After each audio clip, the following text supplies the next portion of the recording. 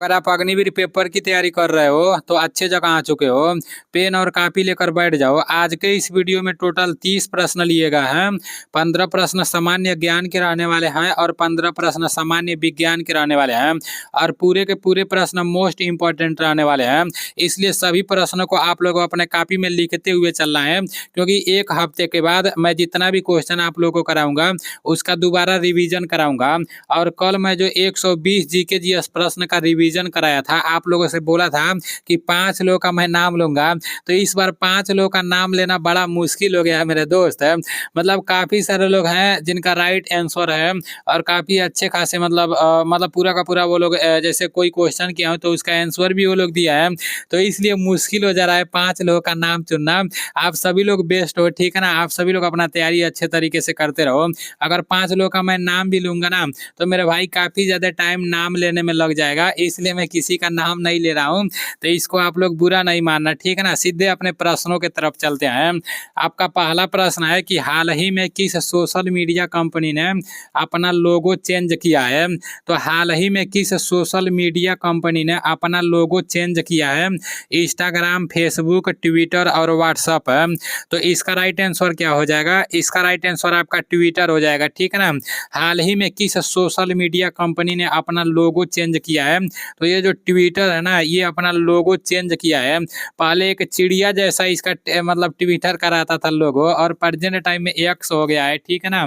Next प्रश्न की तरफ चलते हैं। आपका नेक्स्ट प्रश्न है कि 1939 फॉरवर्ड ब्लॉग की स्थापना और निम्नलिखित में से किसने की थी। 1939 में फॉरवर्ड ब्लॉग की स्थापना निम्नलिखित में से किसने की थी। डॉक्टर राजेंद्र प्रसाद, महात्मा गांधी, चित्तरंजन दास और सुभाष चंद्र बोस है। तो इसका राइट आंसर क्या हो जाएगा? 1939 में फॉरवर्ड ब्लॉग की स्थापना निम्नलिखित में से किसने की थी। तो इसका राइट आंसर सुभाष चंद्र बोस हो जाएगा, ठीक है ना। Subhash Chandra Bose is right answer. आपका नेक्स्ट प्रश्न है कि हम्पी का रथ किस राज्य में है। तो हम्पी का रथ किस राज्य में है? कर्नाटक, महाराष्ट्र, उड़ीसा और नई दिल्ली। इसका राइट आंसर क्या हो जाएगा? हम्पी का रथ किस राज्य में है? तो हम्पी का रथ कर्नाटक में है, ठीक है ना। आप सभी लोग अपने दिमाग में बैठा लो, अगले बार जब ये प्रश्न आएगा तो गलत नहीं होना चाहिए। हम्पी का रथ कहाँ पर है? तो हम्पी का रथ कर्नाटक में है। आपका नेक्स्ट प्रश्न है कि पोलो में कितने खिलाड़ी होते हैं।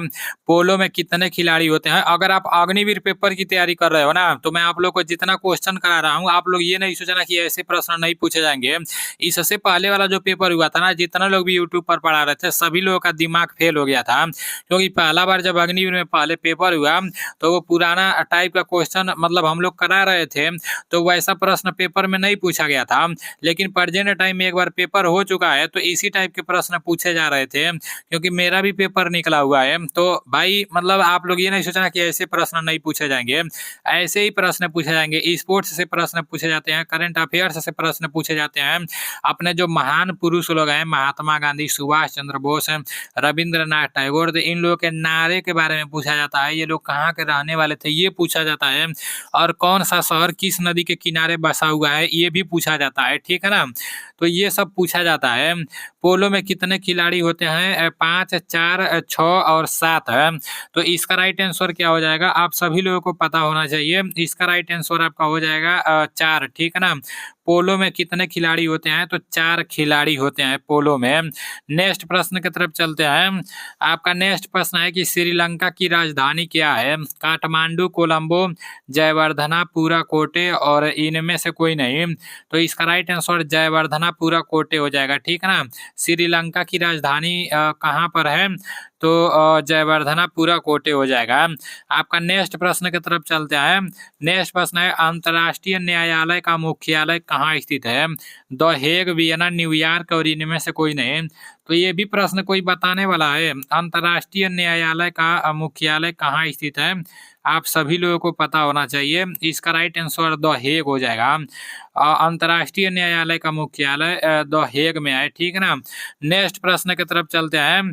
आपका नेक्स्ट प्रश्न है कि प्रवासी भारतीय दिवस कब मनाया जाता है। 9 जनवरी, 12 जनवरी, 12 अगस्त और 15 जनवरी।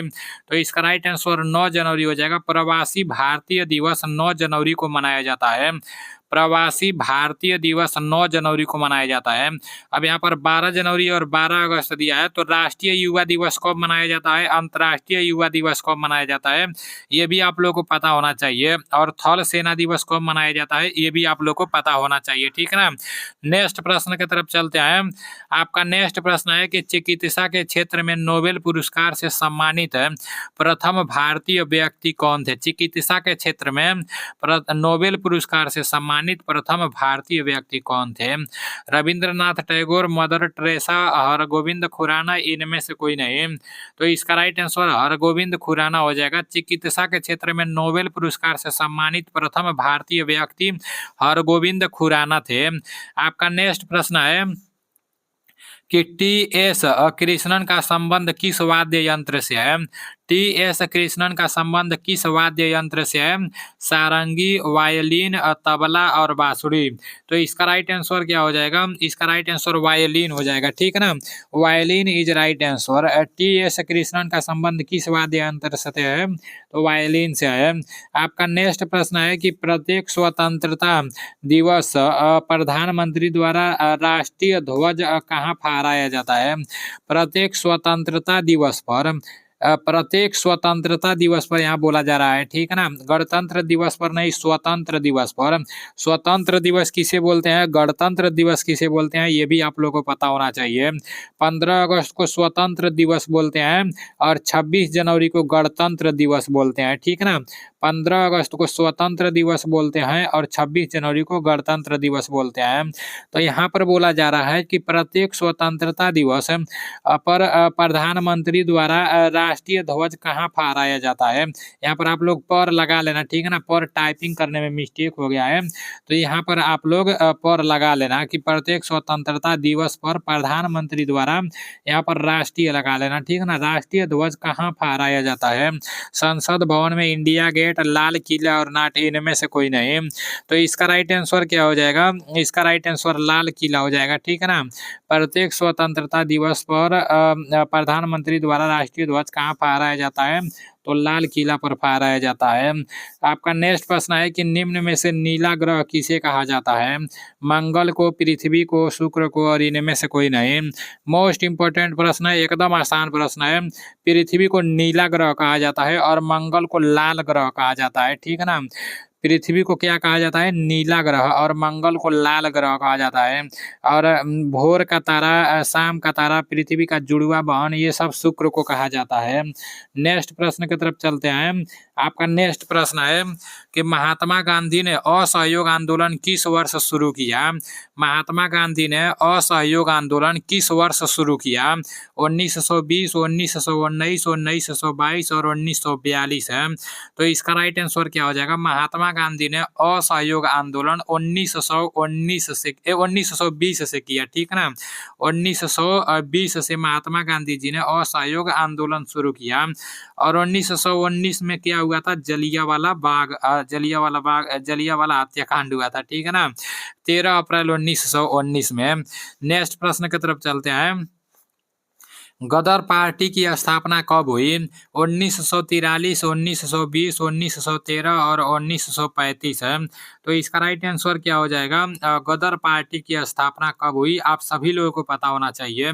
1913 में। और जौन फिल्म सन्नी देवलवा रहता है वो वाला गदर नहीं समझ लेना, ठीक है ना, नहीं तो बहुत मार मारेंगे, वो वाला गदर नहीं समझना है।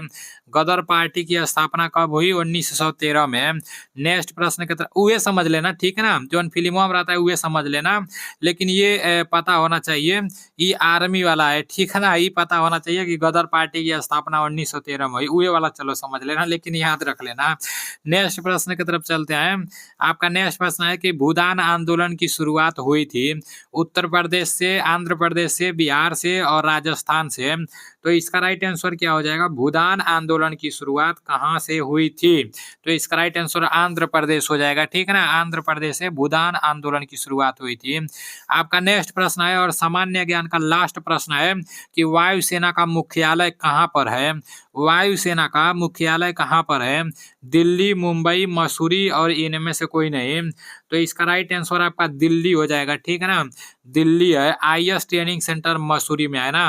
और इंडिया जैसे भारत का प्रवेश द्वार किसे कहते हैं? मुंबई को। गेटवे ऑफ इंडिया कहाँ पर है? तो गेटवे ऑफ इंडिया मुंबई में है, ठीक है ना। और इंडिया गेट नई दिल्ली में है। और वायुसेना का मुख्यालय कहाँ है? तो नई दिल्ली में है, ठीक है ना। वायुसेना का मुख्यालय कहाँ पर है? तो दिल्ली में है। अभी आप लोग के सामान्य ज्ञान के 15 प्रश्न समाप्त हो चुके हैं। इन 15 प्रश्नों में से आपका कितना प्रश्न सही हुआ है बताना जरूर है। अब सामान्य विज्ञान की तरफ चलते हैं। आपका सामान्य विज्ञान का पहला प्रश्न है कि ज्योति तीव्रता का मात्रक क्या है? तो ज्योति तीव्रता का मात्रक क्या है? हर्ट्ज, कैंडेला, न्यूनतम, न्यूटन यहाँ पर रहेगा, ठीक है ना। न्यूनतम तो कुछ होता ही नहीं है और इनमें से कोई नहीं। तो इसका राइट आंसर कैंडेला हो जाएगा। ज्योति तीव्रता का मात्रक कैंडेला है, ठीक है ना। ज्योति तीव्रता का मात्रक कैंडेला है। आपका नेक्स्ट प्रश्न है कि हीलियम का परमाणु संख्या क्या है? हीलियम का परमाणु संख्या क्या है? 2, 4 और 6 और 8 है। कल हाइड्रोजन का बताए थे ना? नहीं, कल भी हीलियम का बताए थे। देखो कल वाला ये क्वेश्चन पड़ गया है। तो इसका राइट आंसर 2 हो जाएगा, ठीक है ना। हीलियम का परमाणु क्रमांक 2 है। आपका नेक्स्ट प्रश्न है कि लेंस की क्षमता का मात्रक होता है ओप्टर, डायोप्टर, फ्लक्स और ल्यूमेन। तो इसका राइट आंसर डायोप्टर हो जाएगा। लेंस की क्षमता का मात्रक डायोप्टर होता है।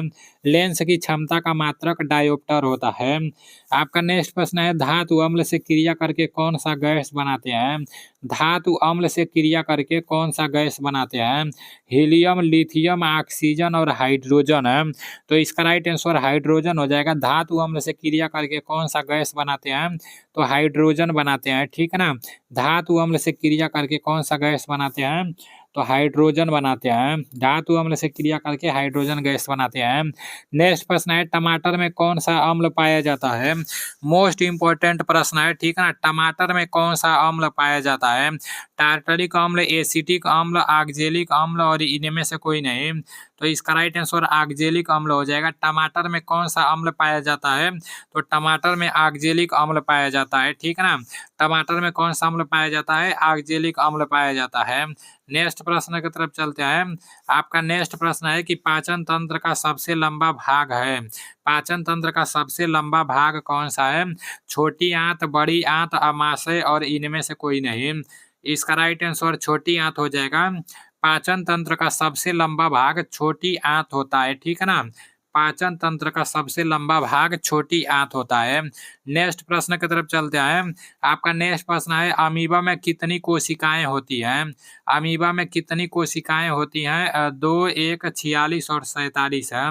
तो इसका राइट आंसर क्या हो जाएगा? अमीबा एक कोशिकीय होता है ना। पागला तू नहीं, ये नहीं पता रहेगा तो बहुते मार मारेंगे।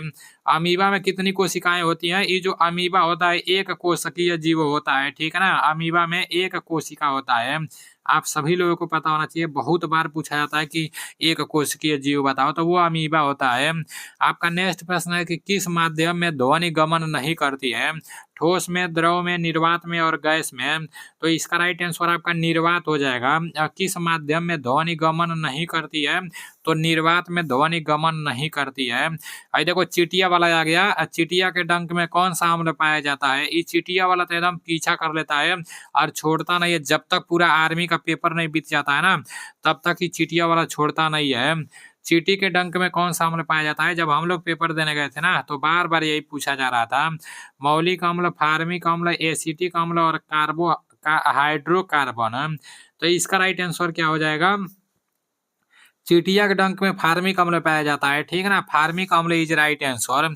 चींटी के डंक में कौन सा अम्ल पाया जाता है? फार्मिक अम्ल पाया जाता है। अजनबी गैस किसे कहते हैं? मतलब जीडी में पूछा गया था, इसी बार पूछा गया था। काफी सारे लोग कंफ्यूजन में पड़ गए थे। अजनबी गैस किसे कहते हैं? नियान, आर्गन, जिनान और हीलियम। तो इसका राइट आंसर जिनान हो जाएगा। अजनबी गैस किसे कहते हैं? जिनान इसका राइट आंसर हो जाएगा। आपका नेक्स्ट प्रश्न है कि हिमैटोलॉजी का अध्ययन किसका है? हिमैटोलॉजी में किसका अध्ययन है? रक्त का, कीड़ों का, जीवाश्म का और त्वचा का। तो इसका राइट आंसर रक्त का हो जाएगा, ठीक है ना। हिमैटोलॉजी में किसका अध्ययन होता है? तो रक्त का अध्ययन होता है। हिमैटोलॉजी में किसका अध्ययन होता है? रक्त का अध्ययन होता है। आपका नेक्स्ट प्रश्न है कि एलपीजी गैस के रिसाव का पता लगाने के लिए निम्न में से किसका उपयोग किया जाता है। एलपीजी गैस के रिसाव का पता लगाने के लिए निम्न में से किसका उपयोग किया जाता है। Ethyl mercaptan, methyl mercaptan, ethyl alcohol और इनमें से कोई नहीं। तो इसका राइट आंसर एथिल मार्केप्टन हो जाएगा। Ethyl mercaptan is right answer.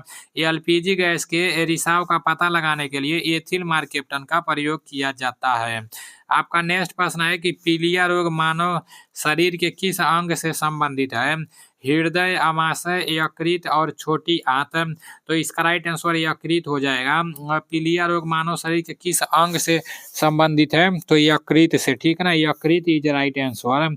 आपका नेक्स्ट प्रश्न है कि प्रजनन का कितना प्रकार होता है। 1, 2, 3 और 4 है। तो इसका राइट आंसर 2 हो जाएगा, ठीक है ना। प्रजनन का कितना प्रकार होता है। तो इसका राइट आंसर आपका 2 हो जाएगा। प्रजनन का 2 प्रकार होता है, लैंगिक प्रजनन और अलैंगिक प्रजनन। और यहाँ पर दिया है लास्ट प्रश्न कि जीन कहाँ पाया जाता है। माइटोकॉन्ड्रिया में, क्रोमोसोम में, राइबोसोम में और राइसोसोम में। तो इसका राइट आंसर आपका क्रोमोसोम हो जाएगा। जीन कहाँ पाया जाता है। तो जीन क्रोमोसोम में पाया जाता है। अभी आप लोग के 30 प्रश्न समाप्त हो चुके हैं। इन 30 प्रश्नों में से कितना प्रश्न सही हुआ है ईमानदारी पूर्वक से कमेंट करके बताना। और आज का क्लास कैसा लगा है ये भी आप लोग को कमेंट करके बताना है। और नई भर्ती बहुत जल्द आने वाली है, तो अपना तैयारी को मजबूत बनाए रखो, ठीक है ना। तो मिलते हैं अगले वीडियो में। अब जो एनडीसी एप्लीकेशन है नीलेश डिफेंस करियर वाला, बहुत जल्द आप लोगों के सामने आएगा। ये खुशखबरी की बात है, ठीक है ना, बहुत जल्द आएगा। जय हिंद, वंदे मातरम।